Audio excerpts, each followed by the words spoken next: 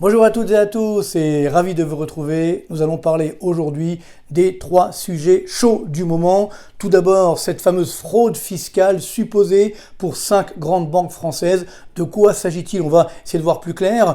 Deuxième point, bien sûr, la crise bancaire qui continue. Donc c'est la toile de fond d'ailleurs qui ajoute, qui met de l'huile sur le feu entre guillemets. Et bien sûr, troisième point, la crise française qui n'en finit plus avec des chiffres notamment de confiance des ménages qui viennent de tomber, qui montrent que nous sommes sur des plus bas quasiment historiques. Et on a également les impôts qui sont en train de très fortement augmenter en France. Ce n'est pas de nature à améliorer la situation. Donc on va voir tout ça dans le détail, évidemment en toute objectivité. On va répondre à cette question. Quelles conséquences pour nous finalement au quotidien, pour notre épargne, pour l'activité économique et globalement pour les perspectives qu'on pourrait dresser pour notre douce France. Alors on y va tout de suite avec ce premier point très important, cette fraude supposée de 5 grandes banques françaises. Donc qui sont concernées?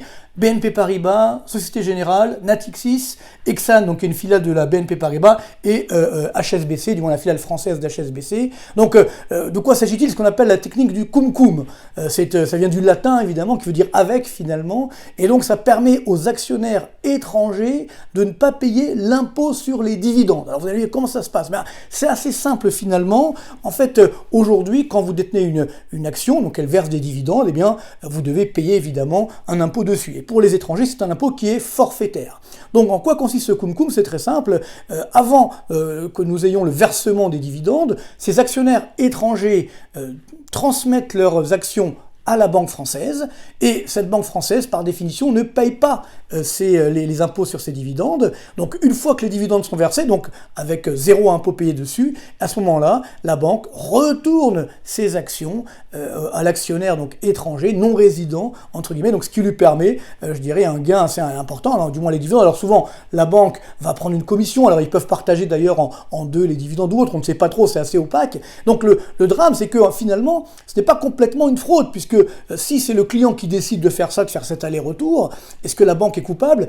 C'est là aussi la grande question. Par contre, si la banque organise ce transfert, alors là, évidemment, il y a un problème, je dirais, moral, et puis un problème également fiscal, et qui pourrait là aussi coûter assez cher à ces banques, si jamais il est prouvé qu'elles aient fait cette organisation industrielle, finalement, de cette évasion fiscale qui deviendrait à ce moment-là une fraude. Donc c'est un petit peu la tentation, entre guillemets. On n'en saura pas plus tout de suite, bien entendu, mais c'est un petit peu la situation. Alors de quelle somme s'agit-il?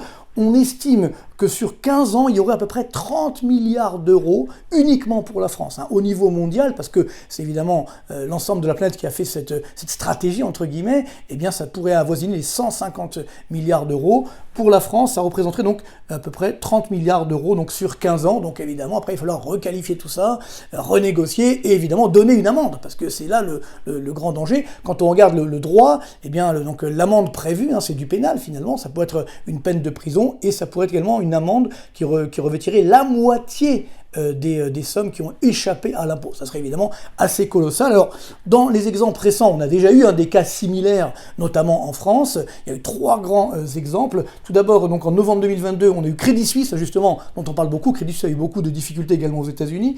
Donc, il y avait eu un montant de 2 milliards d'avoirs dissimulés, à peu près, 2 milliards d'euros. Et à l'époque, donc, on avait eu, Crédit Suisse a eu une amende de l'ordre de 238 millions d'euros. Donc, c'est pas finalement énorme. HSBC Private Banking, déjà, elle, évidemment, en novembre 2017, là aussi, avait eu donc une amende de 300 millions d'euros. Alors, la plus grosse amende qu'on a pour l'instant en France, c'est quasiment historique, c'est UBS, donc en février 2019, qui avait une amende de 3,7 milliards d'euros, ce n'est pas rien. Ensuite, ils ont négocié avec le fisc français et ils ont réussi à avoir donc finalement à payer 1,8 milliard d'euros. Mais c'est quand même évidemment colossal. Alors, bien sûr, ce n'est pas de nature à mettre en danger, je dirais, une banque comme BNP Paribas, qui a à peu près 3000 milliards d'euros d'actifs. Donc on comprend bien qu'il ne faut pas non plus exagérer, mais c'est vrai qu'en termes de crédibilité, en termes d'image, c'est assez mauvais. C'est pourquoi ces banques ont intérêt, je pense, à négocier avec le fisc français pour éviter d'avoir une amende trop lourde et d'avoir ensuite une crédibilité ou du moins une image qui serait ternie. Alors c'est évidemment,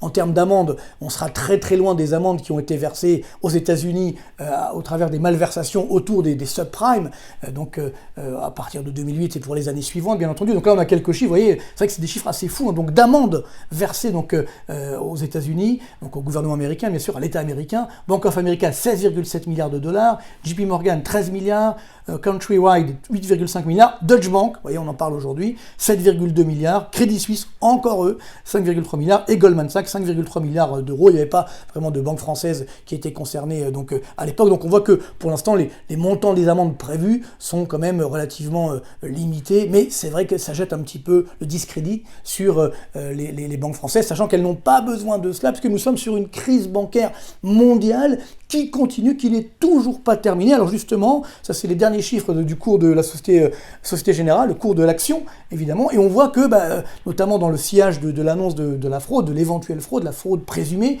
et bien on voit que le cours de l'action Société Générale a continué de baisser. Donc là, quand même, en quelques chiffres, en 10 jours, moins 19,3% sur l'action Société Générale, et moins 29,5% depuis le 16 février. Ça fait quand même mal. Et si on regarde l'autre banque française, BNP Paribas, alors là, il y a moins de dégâts, entre guillemets. Vous voyez qu'en 10 jours, ça fait moins 10%, moins 21% donc, depuis le 16 février. Ça a même un petit peu augmenté hier, donc c'est malgré les annonces de fraude. Donc on voit que c'est vrai que BNP Paribas, c'est le fameux too big to fail, où globalement on se dit, bon c'est compliqué qu'une telle banque aussi grande puisse faire faillite. Par contre, c'est vrai que la crise bancaire n'est pas terminée pour les banques qui étaient en difficulté, et notamment le Crédit Suisse. Vous voyez que donc ça y est, donc ça va être racheté par UBS, donc il y a cette fusion a priori donc des deux grands frères ennemis suisses, mais néanmoins l'action continue de chuter, hein, on n'arrête pas, on est autour des 0,78 francs suisses pour une action, donc ce qui veut dire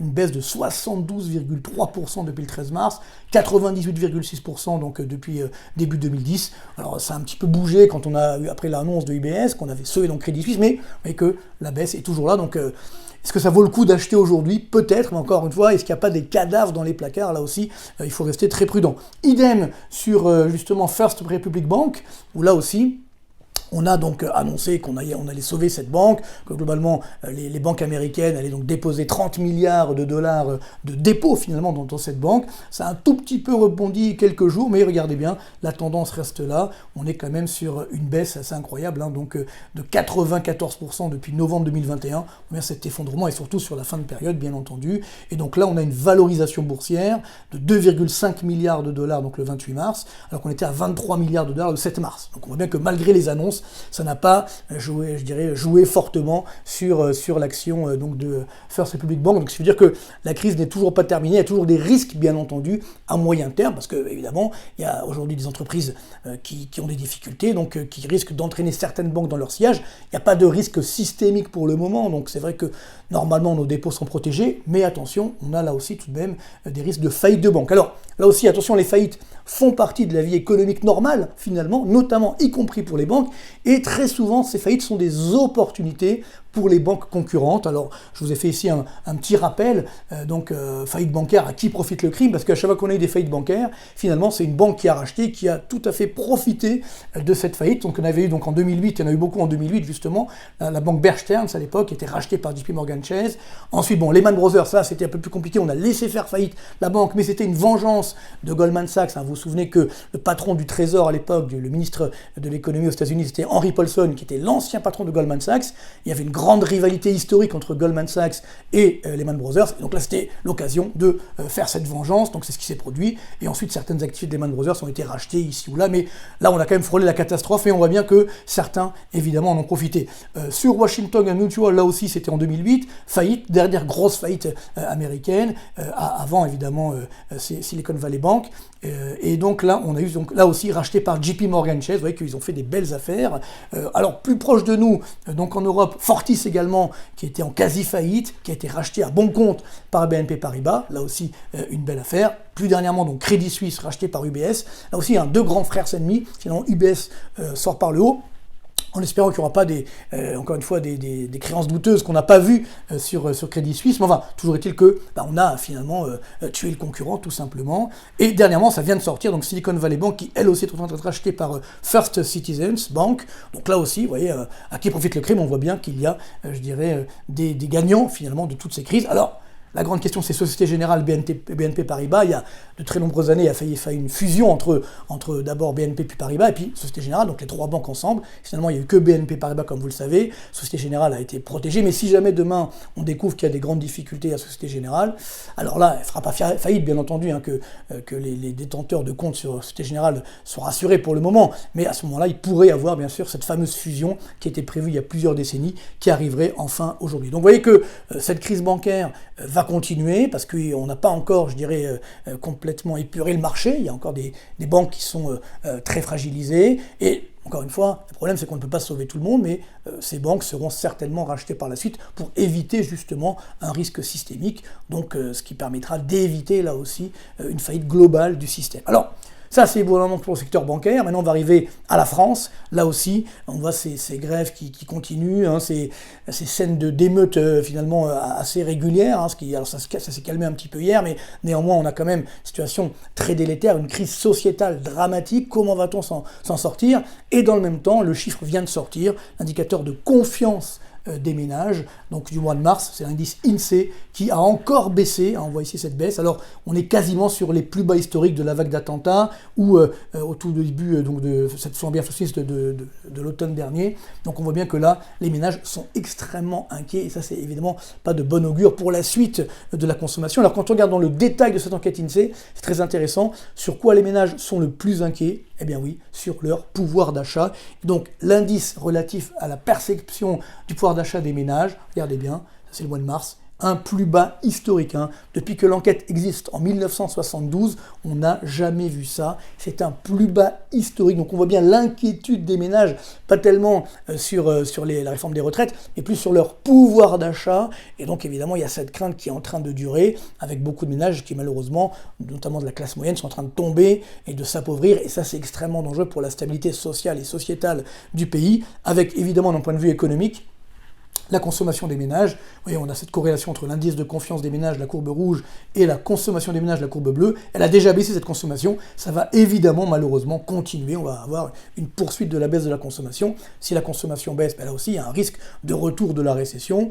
Et donc, plus de déficit, plus de dette. Alors justement, c'est l'autre sujet, puisqu'on a eu également un chiffre, entre guillemets, une petite surprise. C'est vrai que la dette publique française au 4e trimestre 2022 a baissé. Et oui, alors pas de grand-chose, hein, on est encore toujours à 2950 milliards d'euros, et une petite baisse néanmoins. Alors en pourcentage du PIB, là on voit bien l'effet inflationniste, comme le PIB en valeur donc a un petit peu plus augmenté, donc on est tombé autour des 111%. Alors à quoi est due cette petite baisse? C'est quand même un niveau très élevé, on est très proche des 3000 milliards d'euros de dette publique. Mais en fait c'est très simple, alors, je vous ai mis ici le détail, parce que en gros, ce qui s'est passé, c'est que la dette publique de l'État, entre guillemets, a continué d'augmenter. Vous voyez, plus 16,8 milliards, donc là c'est la dette globale, hein, moins 8,6 milliards, mais l'État a continué d'augmenter, 16,8 milliards d'augmentation de la dette sur un trimestre, sur un an, 139,4 milliards d'augmentation de cette dette, vous voyez que c'est assez énorme. Quand on voit la dette des administrations locales, donc ce qu'on appelle les collectivités locales, plus 3,5 sur le trimestre, mais c'est surtout en fait, et là c'est un petit peu technique, la dette des collectivités sociales, hein, donc de sécurité sociale, qui a baissé, regardez bien, de 28,9 milliards. Il y a eu des rachats de dettes, notamment via la CADES, etc. Je ne rentre pas dans le détail, donc c'est évidemment complètement artificiel, ce qui veut dire que pour le premier trimestre 2023, la dette publique va repartir très rapidement à la hausse, et donc soyez rassurés entre guillemets, on va bien dépasser les 3000 milliards d'euros de dette publique assez rapidement. Donc d'ailleurs sur longue période, hein, je vous remets ce graphique que j'ai fait il y a quelques trimestres et qui est toujours malheureusement très cinglant, c'est que donc du 4e trimestre 2019 au 4e trimestre 2022, la dette publique française a augmenté de 575 milliards d'euros, alors que le PIB n'a augmenté que de 201 milliards d'euros. On voit bien cet écart évidemment qui est assez dramatique, donc il montre bien que cette dette n'est pas efficace dans la mesure où elle ne génère pas une croissance suffisamment forte, ne serait-ce que pour payer les intérêts de la dette. Et alors justement, on a vu également en 2022, et le gouvernement s'en est satisfait, une petite baisse du déficit public. Alors on était à 162 milliards de déficit public en 2021, on tombe entre guillemets à 124,9 milliards, notamment grâce à la réduction du déficit de la sécurité sociale, mais surtout, ça c'est très important de bien comprendre, cette augmentation, cette baisse du déficit public est liée à, on va dire, des mauvaises raisons, D'abord, la dépense publique qui a continué d'augmenter. Donc on ne peut pas dire que le déficit baisse parce qu'on a fait moins de dépenses, au contraire, les dépenses ont continué d'augmenter. Bon, en fait, elles n'ont jamais baissé depuis 1957, qu'on a des statistiques, mais c'est sûr que vous voyez bien ici, on est à, parce que on le sait, on ne connaît pas le chiffre forcément, vous voyez bien, en 2022, 1536,2 milliards d'euros de dépenses publiques, 58,1% de notre PIB. On reste quand même numéro 1 du monde, il faut tout de même pas l'oublier. Donc, et ça continue, malgré effectivement qu'en 2022 ça allait un petit peu mieux. Et donc ces dépenses publiques ont augmenté donc, de 3,9% en 2021 et encore 4% de hausse en 2022. Alors dans le détail, qu'est-ce qui augmente le plus? Regardez bien, ce sont les dépenses de fonctionnement.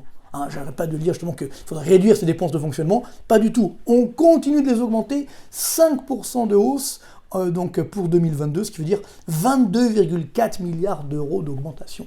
On se rend bien compte qu'il y a un problème, parce que si on veut commencer à réduire cette dépense publique, il faut commencer par réduire les dépenses de fonctionnement. Mais nous, non, on fait l'inverse, on continue de les augmenter.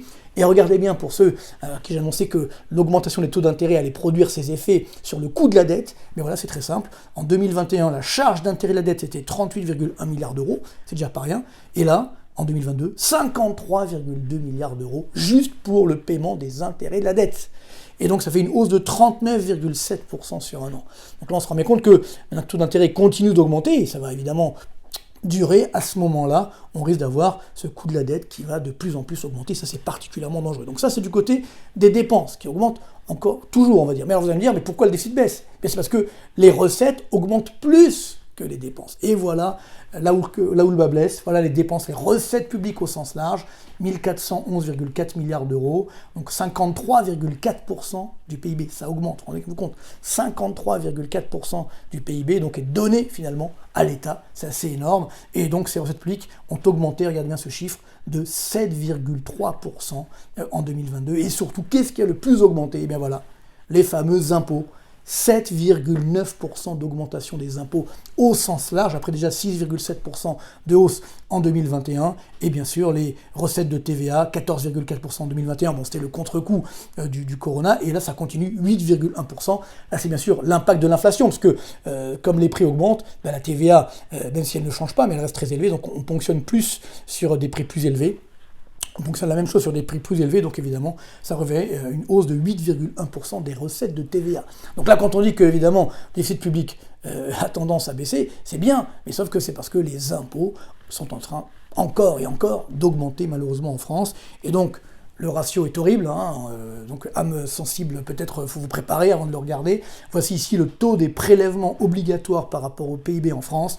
Eh bien ça a encore augmenté, donc en 2022, on est monté à 45,3% aux normes INSEE. Vous voyez, c'est un record historique, on n'a jamais vu ça. Ça c'est aux normes INSEE. Et aux normes Eurostat, on va avoir certainement peut-être 47 ou 48%, ça parce qu'il y a une petite différence statistique, mais bon, toujours est-il qu'on est sur un sommet historique. Je vous rappelle qu'en 1970, vous voyez, on est autour des 33%, et donc là, 45,3%. Évidemment, c'est très dur, très lourd pour supporter, et donc parallèlement, plus, vous voyez, c'est un graphique de longue période, plus le poids des prélèvements obligatoires augmente dans le PIB, c'est ici la courbe rouge, plus la courbe bleue, c'est-à-dire la croissance moyenne de notre pays, est en train évidemment de baisser. Là, vous voyez, on est autour des 0,9-1% en moyenne sur 10 ans. Vous voyez que dans les années 60, on était à 30% de prélèvement obligatoire, on est à 45,3% du PIB, donc c'est ça qui évidemment empêche notre économie de croître davantage. Donc la solution elle est là, si on veut redonner du pouvoir d'achat, si on veut relancer l'économie française, sortir de cette crise sociétale par le haut, eh bien il faut baisser les impôts pour tous, la CSG par exemple, également pour les entreprises, et à ce moment-là on permettra de relancer la machine, mais à une condition, c'est également de réduire les dépenses, notamment les dépenses de fonctionnement. Donc on voit que pour le moment, malheureusement, eh bien nos dirigeants font exactement le contraire. C'est pas nouveau, ça fait des années que ça dure, mais tout de même, ça serait quand même grand temps, j'ai envie de dire, de prendre le taureau par les cornes et de prendre les bonnes mesures pour sauver notre douce France et également, parallèlement, notre épargne et l'ensemble de l'activité économique française. Voilà ce qui reste à faire. Espérons donc qu'un jour, finalement, on le fera, soit dans la douceur, soit dans la douleur. En attendant, portez-vous bien. Merci beaucoup pour votre fidélité et bonne continuation. À très bientôt.